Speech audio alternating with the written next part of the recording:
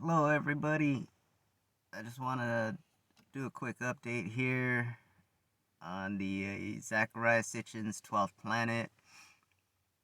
I know it's been a day or two since I updated you guys on the book. Today I have a little extra time, so hopefully we can finish up the second chapter here.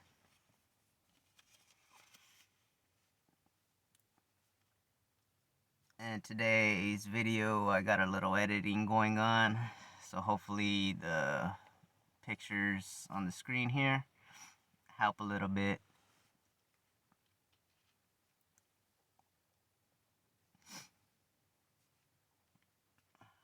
Starting with page 42. The assembly of the elders was, however, for negotiations. Undaunted, Gilgamesh took the matter to the younger people, the assembly of the fighting men who voted for war. The significance of the tale lies in its disclosure that a Sumerian ruler had to submit the question of war or peace to the first bicameral Congress some 5,000 years ago. The title of the first historian was bestowed by Kramer on Entemena, king of Lagash, who recorded on clay cylinders his war in neighboring Umma. While other texts were literary works or epic poems whose themes were historical events, the inscriptions on Entemena were straight prose, written solely as a factual record of history. Because the inscriptions of Assyria and Babylonia were deciphered well before the Sumerian records, it was long believed that the first code of laws was compiled and decreed by the Babylonian king Hammurabi, circa 1900 BC. But as Sumer civilization was uncovered, it became clear that the first for a system of laws, for concepts of social order, and for the fair administration of justice belonged to Sumer.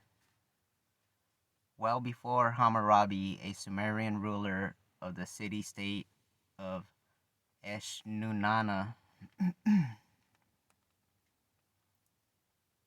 or Eshnuna, northeast of Babylon, encoded laws that set maximum prices for foodstuffs and for the rental of wagons and boats so that the poor could not be oppressed. There were also laws dealing with offenses against person and property, and regulations pertaining to family matters and to master-servant relations. Even earlier, a code was promulgated by Lipit Ishtar, a ruler of Isin. The 38 laws that remain legible on the partly preserved tablet, which is a copy of an original that was engraved on a stone stela, deal with real estate, slaves and servants, marriage and inheritance, the hiring of boats, the rental of oxen, and defaults on taxes. As was done by Hammurabi after him, Lipit Ishtar explained in the prologue to his code that he acted on the instructions of the great gods.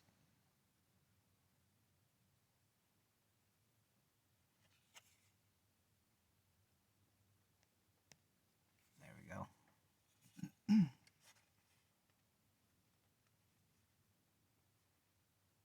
Who had ordered him to bring well-being to the Sumerians and the Akkadians.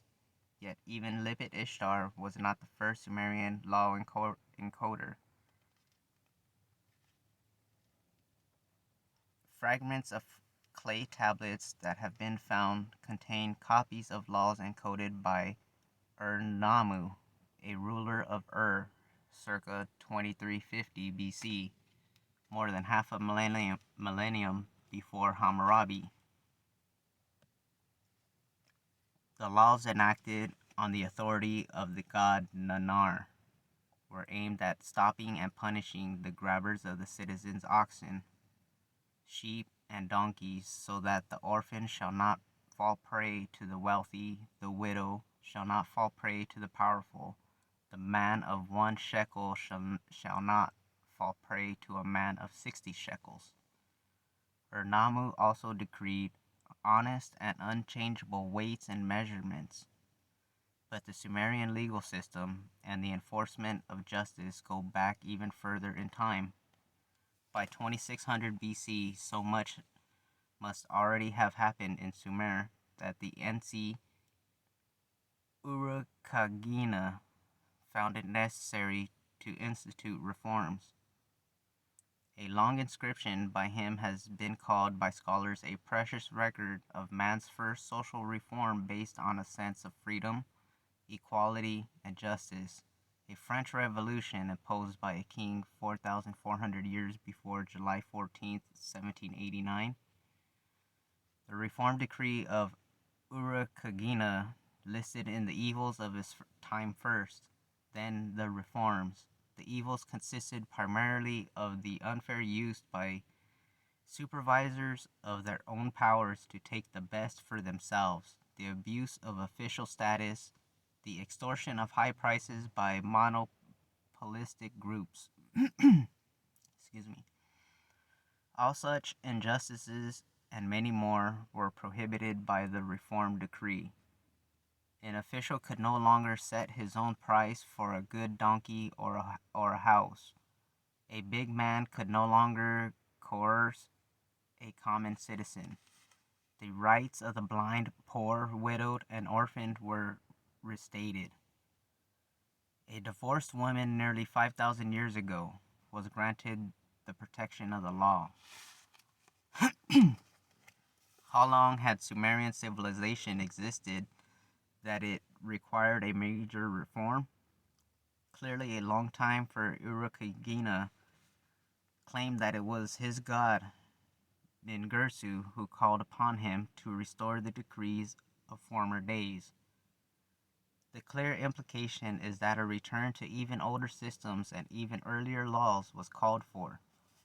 The Sumerian laws were upheld by a court system in which proceedings and judgments as well as contracts were meticulously recorded and preserved. The justices acted more like juries than judges. A court was usually made up of 3 or 4 judges, one of whom was a professional royal judge, and the others drawn from a panel of 36 men. While the Babylonians made rules and regulations, the Sumerians were concerned with justice, for they believed that the gods appointed the kings primarily to assure justice in the land. More than one parallel can be drawn here with the concepts of justice and morality of the Old Testament. Even before the Hebrew had kings, they were governed by judges. Kings were judged not by their conquest or wealth, but by the extent to which they did the righteous thing. In the Jewish religion, the new year marks a 10-day period during which the deeds of men are weighed and evaluated to determine their fate in the coming year. It is probably more than a coincidence that the Sumerians believed that a deity named Nanshe annually judged mankind in the same manner. After all, the first Hebrew patriarch, Abraham, came from the Sumerian city of Ur, the city of Ur-Nammu, and his code. The Sumerian concern with justice or its absence also found expression in what Kramer called the first job. Matching together fragments of clay tablets at the Istanbul Museum of Antiquities, Kramer was able to read a good part of a Sumerian poem which, like the biblical book of Job, dealt with the complaint of a righteous man who, instead of being blessed by the gods, was made to suffer all manner of loss and disrespect. My righteous word has been turned into a lie, he cried out in anguish. In its second part, the anonymous sufferer petitions his God in a manner akin to some verses in the Hebrew Psalms. My God, you are who are my Father, who begot me, lift up my face. How long will you neglect me? Leave me unprotected? Leave me without guidance? Then follows a happy ending. The righteous words, the pure words uttered by him, his God accepted. His God withdrew his hand from the evil pronouncement, preceding the biblical book of Ecclesiastes by some 2 millennia. Sumerian proverbs conveyed many of the same concepts and witticisms. If we are doomed to die, let us spend. If we shall live long, let us save. When a poor man dies, do not try to revive him. He who possesses much silver may be happy. He who possesses much barley may be happy. But who has nothing at all can sleep. Man for his pleasure, marriage; on his thinking it over, divorce. It is not the heart which leads to enmity. Enmity. It is the tongue which leads to enmity. In a city without watchdogs, the fox is the overseer. The material and spiritual achievements of the Sumerian civilization were also accompanied by an extensive development of the performing arts. A team of scholars from the University of California at Berkeley made news in March 1974 when they announced that they had deciphered the world's oldest song. What Professors Richard L. Crocker, Ann D. Kilmer, and Robert R. Brown achieved was to read and actually play the musical notes written on a cuneiform tablet from circa 1800 BC, found at Ugarit on the Mediterranean coast, which is now in Syria. We always knew, the Berkeley team explained, that there was music in the earlier Assyrio-Babylonian civilization, but until this deciphering we did not know that it had the same heptatonic, diatonic scale that is characteristic of contemporary Western music and of Greek music of the first millennium BC. Until now, it was thought that Western music originated in Greece. Now it has been established that our music, as so much else of Western civilization, originated in Mesopotamia.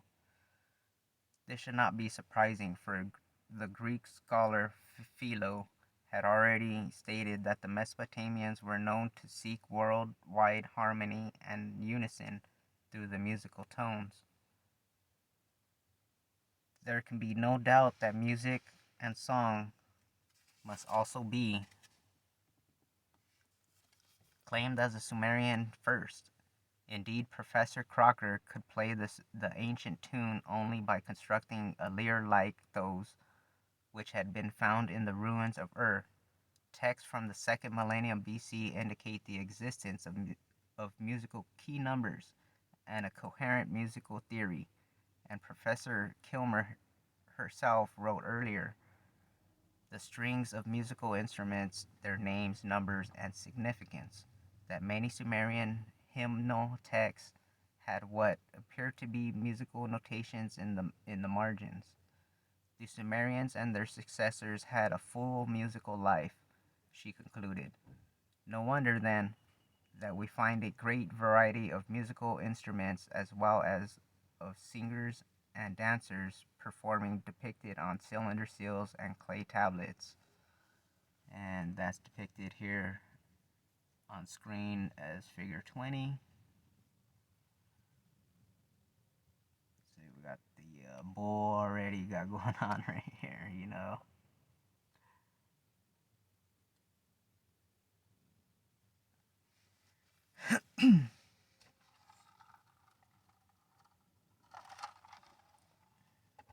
Like so many other Sumerian achievements, music and song also originated in the temples. But beginning in the service of the gods, these performing arts soon were also prevalent outside the temples, employing the favorite Sumerian play on words.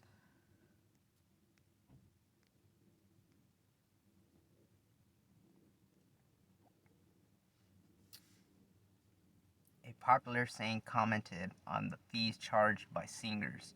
A singer whose voice is not sweet is a poor singer indeed. Many Sumerian love songs have been found. They were undoubtedly sung to musical accompaniment. Excuse me. And get some more light to read here. Sung to musical accompaniment. Most touching, however, is a lullaby that a mother composed and sang to her sick child. Come sleep, come sleep, come to my son. Hurry sleep to my son. Put to sleep his restless eyes. You are in pain, my son. I am troubled, I am struck dumb. I gaze up to the stars. The new moon shines down on your face. Your shadow will shed tears for you. You lie in your sleep. Excuse me, my throat's really dry. May the goddess of growth be your ally. May you have an eloquent guardian in heaven. May you achieve a reign of happy days. May a wife be your support. May a son be your future lot. What is striking about such music and songs is not only the conclusion that Sumer was a source of Western music in structure and harmonic composition. No less significant is the fact that as we hear the music and read the poems, they do not sound strange or alien at all, even in their depth of feeling and their sentiments. Indeed, as we contemplate the great Sumerian civilization, we find that not only are our morals and our sense of justice, our laws and architecture and arts and technology rooted in Sumer, but the Sumerian institutions are so similar, so close. At heart, it would seem we are all Sumerians. After excavating at Lagash, the archaeologists Spade uncovered Nippur, the one-time religious center of Sumer and Akkad. Of the 30,000 texts found there, many remain unstudied to this day. At Shurapak, schoolhouses dating to the 3rd millennium BC were found at Ur. Scholars found magnificent vases, jewelry, weapons, chariots, helmets made of gold, silver, copper, and bronze, the remains of a weaving factory, court records, and a towering ziggurat whose ruins still dominate the landscape. At Nuna and Adab, the archaeologists found temples and artful statues from pre-Sargonic times. Umma produced inscriptions speaking of early empires. At Kish, monumental buildings and a ziggurat from at least 3000 BC were unearthed. Uruk or Eric took the archaeologists back into the 4th millennium BC. There they found the first colored pottery baked in a kiln and the evidence of the first use of a potter's wheel. A pavement of limestone blocks is the oldest stone construction found to date. At Uruk, the archaeologists also found the first ziggurat, a vast man-made mound, on top of which stood a white temple and a red temple. The world's first inscribed texts were also found there, as well as the first cylinder seals. Of the later, Jack Finnegan, from the book Light from the Ancient Past, said, "The excellence of the seals upon their first appearance in the Uruk period is amazing. Other sites of the Uruk period bear evidence of the emergence of the Metal Age. In 1919, H.R. Hall came upon ancient ruins at a village now called El Ubad. The site gave its name to what scholars now consider the first phase of the great Sumerian civilization. Sumerian cities of that period, ranging from northern Mesopotamia to the southern Zagros foothills, produced the first use of clay bricks plastered walls, mosaic decorations, cemeteries with brick-lined graves, painted and decorated ceramic wares with geometric designs, copper mirrors, beads of imported turquoise, paint for eyelids, copper-headed tomahawks, cloth houses, and above all, monumental temple buildings. Further south, archaeologists found Eridu, the first Sumerian city according to ancient texts. As the excavators dug deeper, they came upon a temple dedicated to Enki, Sumer's god of knowledge, which appeared to have been built and rebuilt many times over. The strata clearly led the scholars back to the beginnings of Sumerian civilization, 2500 BC, 2800 BC, 3000 BC, 3500 BC. Then the spades came upon the foundations of the first temple dedicated to Enki. Below that, there was a virgin soil. Nothing had been built before. The time was circa 3800 BC. That is when civilization began. It was not only the first civilization in the true sense of the term, it was a most extensive civilization, all-encompassing in many ways more advanced than the other ancient cultures that had followed it. It was undoubtedly the civilization on which our own is based. Having begun to use stones as tools some 2 million years earlier, man achieved this unprecedented civilization in Sumer circa 3800 BC. And the perplexing fact about this is that to this very day, the scholars have no inkling who the Sumerians were, where they came from, and how and why their civilization appeared. For its appearance was sudden, unexpected, and out of nowhere. H. Frankfurt, in the book Tau Aquaire, called it astonishing. Pierre Amiet Elam termed it extraordinary. A. Parat Schumer described it as a flame which blazed up so suddenly. Leo Oppenheim, Ancient Mesopotamia, stressed the astonishingly short period within which this civilization had arisen. Joseph Campbell, The Masks of God, summed it up in this way. With stunning abruptness, there appears in this little Sumerian mud garden the whole cultural syndrome that has since constituted the germinal unit of all the high civilizations of the world.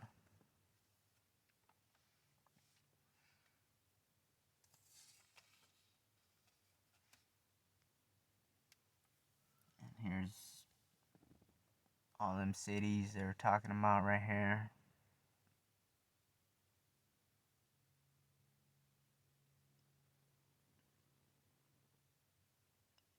They got Nineveh right there.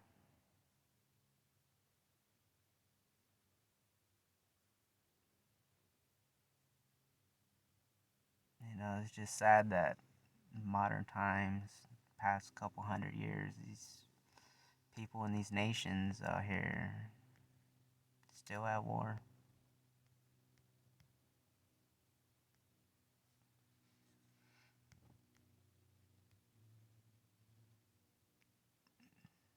Next page is a little timeline.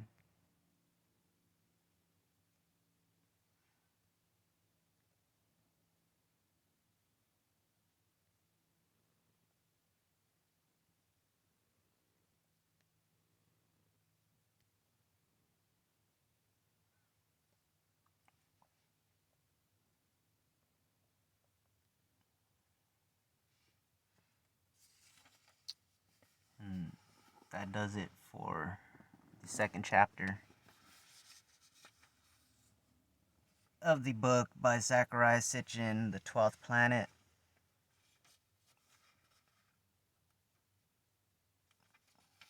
If anybody has any questions at all, or just anything at all, drop it up in the comments. If you like this stuff, throw a thumbs up, share it. Just anything would be appreciated at that sense. In that sense, be safe, stay warm, stay calm. God loves you.